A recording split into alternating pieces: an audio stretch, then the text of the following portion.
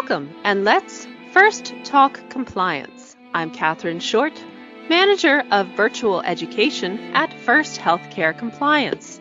Thanks for tuning in. This show is brought to you by First Healthcare Compliance as part of our commitment to provide high-quality, complementary educational resources. We help create confidence among compliance professionals throughout the United States. Please show your support by taking a moment to provide a review on Google, Facebook, or iTunes. You can also follow us on Instagram, Twitter, and subscribe to our YouTube channel. On today's episode, we're speaking with William J McBorrough, co-founder and chief security advisor at MCGlobalTech, a Washington, D.C.-based information security consulting firm, on the topic of combating ransomware in healthcare. We will examine how ransomware attacks have impacted thousands of organizations worldwide, with the healthcare sector having been the most targeted. Join us in a discussion of the state of ransomware in the healthcare sector in 2021 and best practices to prepare your organization from the inevitable attacks. Before we begin, I would like to mention at First Healthcare Compliance, we strive to serve as a trusted resource for compliance professionals, and every month we celebrate their hard work and dedication with our Compliance Super Ninja recognition. For this episode, we're spotlighting Super Ninja Dina Green, Billing Manager at Community Link Consulting of Washington State. Congratulations, Dina. Our team is honored to have the privilege of working with you. So hello, William. Thank you so much for joining me today on First Talk Compliance. Catherine, it's my pleasure. I'm happy to be here. Wonderful. Well, let's get right into it. So can you explain to me what exactly is ransomware? So sure. So, we're all familiar with the concept of ransom, typically within the context of, a kidnapping where you hold someone until a ransom is paid and then you sort of release them. That is the exact same concept of how that works with ransomware attacks. Right? So ransomware attacks are a software-based attack in which an attacker, restricts access or encrypts an organization's computers, servers, files, and demand a payment. We've seen incredible growth in complexity of ransomware over the past few years, although ransomware has been around for about 20 years. And at its core, ransomware is an attack that restricts access to an organization's data and systems. So any incident within an organization that impact access to data and systems is one that should be of concern. Ransomware will be one of several of those instances. Okay, great. And can you tell me who is at risk for ransomware attack? Are we speaking of only very large systems, or are smaller systems, are they at risk? I think it's really a matter of scale. Basically, any computer or any computing device that is connected to the internet is at risk of a ransomware attack. So from a college student at home doing distance learning to a large healthcare organizations with hundreds of hospitals. Typically what you find is that for single individuals of very small organizations, they're really victims of opportunity. A lot of these attacks are automated, they're scanning the internet, and if they identify one, they attempt to perpetrate this attack. There's been increased sophistication in these attacks over the past few years that are targeting large organizations, including healthcare organizations, that are really sophisticated attacks that are planned by cyber gangs. So everyone is at risk. Why would a cyber criminal go after a smaller entity when they could go for a bigger fish? So that is a great question, because I get this a lot. Hey, we're a small company. No one knows us. Why would anyone attack us? Typically what you find on the smaller end, you are not being targeted at all, right? A lot of these attacks are sort of automated. You happen to be vulnerable. You happen to be connected to the internet. So yes, you are going to get caught up in this wide net. And typically they're going to ask you for a not insurmountable amount of payment. Because again, the whole goal of a ransomware is to get the ransom. The larger entities with the ability to pay millions of dollars in ransom are the ones being targeted by these more sophisticated attacks that takes months of research, focus and attention, and the level of effort is greater. So, but everyone is potentially impacted because attackers have the ability to automate these attacks, and they're just able to scan the wide internet and just find you if you're vulnerable and encrypt your systems. So again, it's sort of an equal opportunity attack model. Okay. Can you tell me what the signs are of a ransomware attack? Are they super obvious? I mean, the primary sign is super obvious, right? If your system is compromised, it will get locked up. You will get a screen in your browser or on your computer desktop that is saying, we have encrypted your system, pay ransom of this amount by this means, by this date, or else. But another ways that you can find the indicators of a ransomware attack is that when your files are actually encrypted, there's an additional extension added, to the file name, right? File.exe, file.dll, file.docx, file.pdf. Typically, there will be an additional extension added to it. And when you open up that file, all you will see is gibberish, right? Why? Because the data in the file has been encrypted, and that's a primary indicator that you are the victim of a ransomware attack. Okay, so how should users respond to a ransomware attack? And when I'm asking about users, how should users at perhaps an entity as opposed to perhaps an individual respond? That's a great question, Catherine, because within entities, you should have processes and procedures that your users and employees are trained to follow. And I think that what a lot of organizations lack is the fact that their employees aren't really trained on what to do. But typically, it's really a three-step process that organizations should train their employees. First, if you suspect your system has been compromised by any type of malware, including ransomware, rule one is disconnect that system from the network. So unplug the cable that connects it to the internet jack, disable the Wi-Fi. If you're on some type of mobile device, set the device in airplane mode, disable the Wi-Fi or disable the Bluetooth. The goal here is to prevent the spread. Typically, ransomware within an organization wants to compromise one system, move to the next, compromise that system, and so on and so forth. So step number two is disconnect any external devices. So if you have USB sticks, if you have phones or cameras attached to it, if you have external hard drives of some kind, you want to disconnect that. Again, these are things you do to limit the spread of the compromise. And notify your IT organization, right? Notify your security organization, notify your management.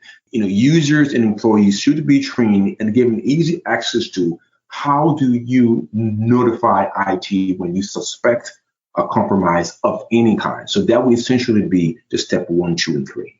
Okay, good. And what if you are perhaps an employee at home and maybe something happens to your individual computer at home? What should you do then? The first 2 steps still apply, right? And get help. So, there are a lot of resources that have been made available by the U.S. CERT, by the FBI. What us as citizens should do if we were the victim of a ransomware attack. There's even resources that can be made available to help us at no cost decrypt our system. You should have access to some means or some individual to help you manage your computing system, and that could mean even if you have a MacBook, right, take it to the Apple Store, right? After you have disconnected it, take it over to the Apple Store and say, hey, I suspect that my computer has been compromised. Can you help me? Seek help. But the last thing you want to do is to, again, leave your computer connected to the network where you are able to, again, infect other computers that are on the same network. Okay, great advice. Okay, then what should organizations do to protect against ransomware attacks happening in the first place? So, some basic best practices here. First, the primary vector of ransomware attack is through phishing emails. You have to have a security awareness training program that provides consistent reinforcement of good security behavior. The once a year check the box training does not work, has never worked. Two, in the way that ransomware spreads within an organization and ultimately compromises system are due to underlying vulnerabilities because your systems are not properly updated and patched. Keep all of your systems updated and patched. There are services available to help you monitor that. That's part of what we do as our managed security service. Three, again, you need to protect access to your data in your systems. If your data and your systems are impacted, you need the ability to recover from that impact, right? So you have to implement data backups, maintain potentially online, but most definitely offline backups of all of your critical files in the system and test your ability to recover from them.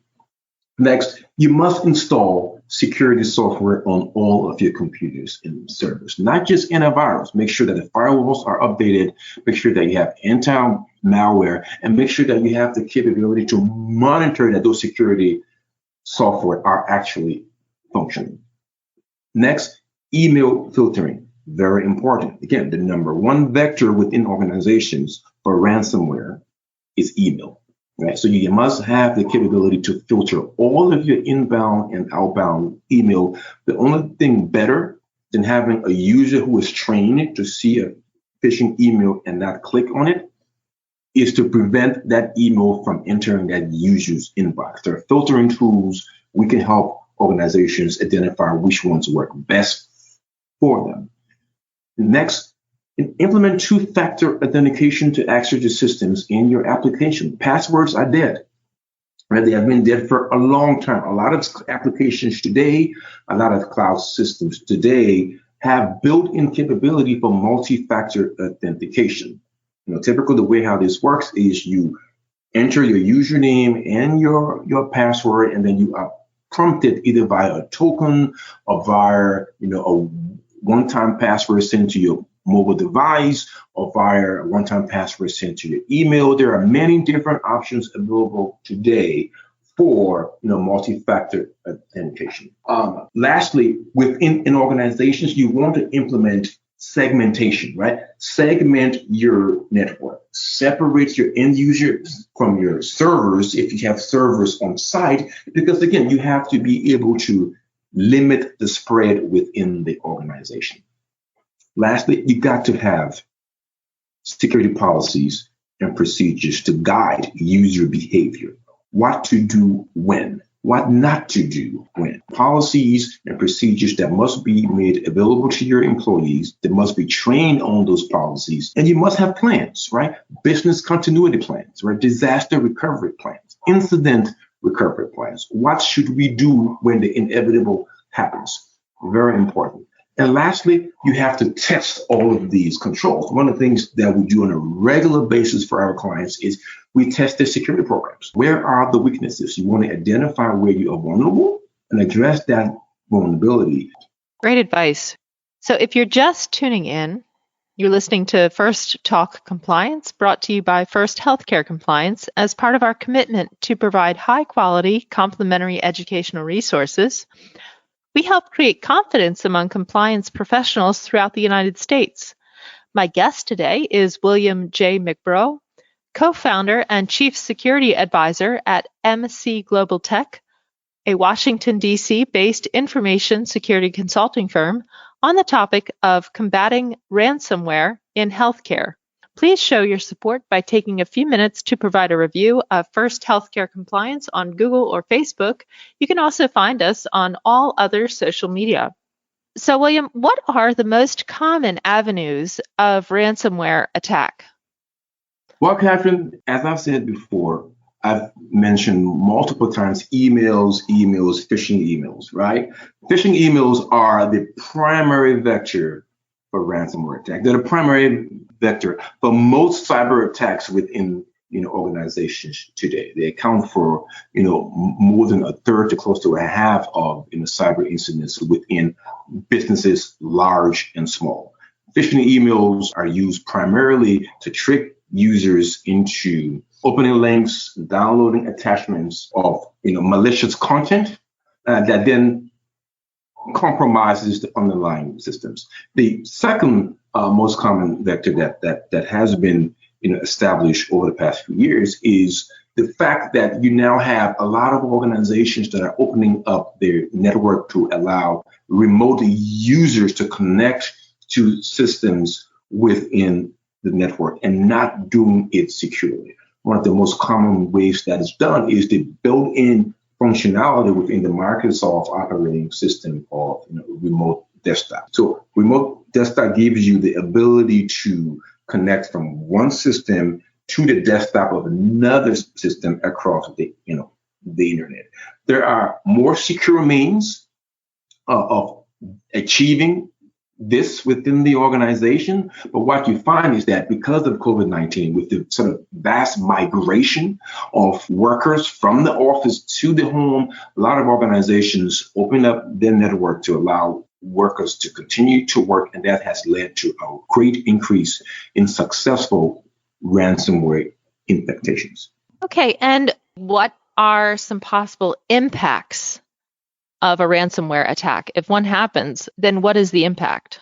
So typical impacts are temporary and sometimes permanent loss of sensitive information. A lot of times, even after the ransom is paid, you don't get full access to all of your files. 2, disruption to business operations. And we've had cases over the past year in which, healthcare organizations have lost access to their, IT systems for weeks, right? And trying to sort of recover their data and recover their systems. Another impact would be the financial losses due to all of that downtime in recovery efforts, and lastly, the potential harm to the organization's reputation. You don't want to be on the front page of CNN or some other news outlet to be the next victim of a ransomware. That hit to your reputation as an organization does have a long-lasting impact. How much could a ransomware attack cost? What we found that over the course of 2020 to 2021, the average ransomware payment is close to $150,000. However, what we've seen is that with more focus being placed on larger organizations, we've seen successful ransomware payments of close to $4, $5, $6 million to read to an organization's IT systems. We had a client once, very small medical practice, where they were the victim of a ransomware attack. They contacted us because the attacker was demanding a payment of $6,000. Now, in the grand scheme of things, $6,000, has an impact, but it's not an insurmountable amount of money. But again, there's a very wide range with an average of over $100,000. Do you recommend paying the ransom, or what do you recommend? Referring back to sort of guidance out of FBI and out of the U.S. Department of Health and Human Services, typically, this is a business decision that organizations, should make. What I recommend is that an organization should do what is necessary to prepare for a ransomware attack. So if you have implemented, some of the best practices that, I mentioned before, that is, you can find from many different sources, including, the SBA, the FBI, the Department of Homeland Security. If you've implemented those best practices, then you have the ability to recover, right? So if an attacker encrypts your files and you have a functioning backup of those files, then you don't have to pay. That's the position you want to be in. But if you don't have any other means to recover your information, paying off the ransom is generally encouraged because that is the easiest way to get access to your file and regain access to your systems. But I would add a caveat to that, right? One of the things that we've seen is only 60 to 70% of organizations that pay the ransom get full access to 100% of their files. So the best course of action here is to prepare to be able to withstand, a ransomware attack, because even if you pay, there is no guarantee that you are going to recover all of your files. Be prepared. Okay, actually, that was my next question. Does paying the ransom guarantee you get access to all of your data? In many cases, that is not the case, right? Sometimes you get access to your files, and sometimes the files that you do get access to are so corrupted that they're, sort of not really usable for you. And we've had instances where, once the files were, decrypted because the organization paid, they were not fully decrypted, so they were not able to get access to all of their patient's health information to be able to file insurance claims. So paying does not guarantee that you are going to have to get access to all of your files. The only way to guarantee access is to have a working, functioning backup of those files. There are many different affordable means to be able to do that. Is there insurance that covers ransomware attacks? Does that exist? So there is insurance that covers sort of the impact of ransomware attacks, right? So the organizations have to do a couple of things. They have to sort of quantify cost of the financial loss due to business operations as well as due to recovery efforts. And there are insurance policies that covers that. Typically what you find is that a lot of insurance providers want you to be able to demonstrate that you have performed your due diligence in trying to protect the information. Similar to insurance companies wanting you to have a safe driving record. But there are a lot of different types of policy options that are available to cover both direct and indirect costs of security incidents. And those options are available, and the market is still growing, so there will be more options for that in the future. However, again, being as prepared as possible helps limit that liability, whereas cyber liability insurance can help you recoup some of your losses. It's never going to be able to recoup 100% of the impact to the organization. That makes perfect sense. Yeah, that you would need to demonstrate that you have done as much as possible on your side to be able to have insurance, and then to also just be protecting yourself just in general. So thank you so much, William. I think we're just about out of time, but do you have any other advice that you wanted to leave with us today that perhaps we didn't cover or touch on? Sure. One thing that I will leave you all with is I speak to a lot of organizations, and typically there's a sense of being overwhelmed by yet another, cybersecurity thing to worry about. But, ransomware, although it's top of mind for a lot of organizations today, have been around for over 20 years. It's grown in sophistication, but again, it's just another cyber attack that impacts your data in your systems, right? So all of the best practices that we talk about are things that you should implement. And it's not really just, sort of a ransomware mitigation, exercise, right? Those are things that, you should implement to protect the business, to protect your data, protect your systems. You can withstand a ransomware attack. It is possible, and you can do that with limited impact to the organizations. You just have to be prepared. Okay, well, thank you so much again for speaking with us today. This has been extremely enlightening, and also you've made cybersecurity very easy to understand, and very much appreciate that. So thank you so much, William. Very much appreciate that. Happy to be here, Catherine. So thanks to our audience as well for tuning in today to First Talk Compliance. You can learn more about the show on the programs page at healthcarenowradio.com, and lend your voice to the conversation on Twitter at FirstHCC or hashtag First Talk Compliance. You can also email me at catherineshort@firsthcc.com. I'm Catherine Short of First Healthcare Compliance. Remember, compliance is the key to achieving peace of mind.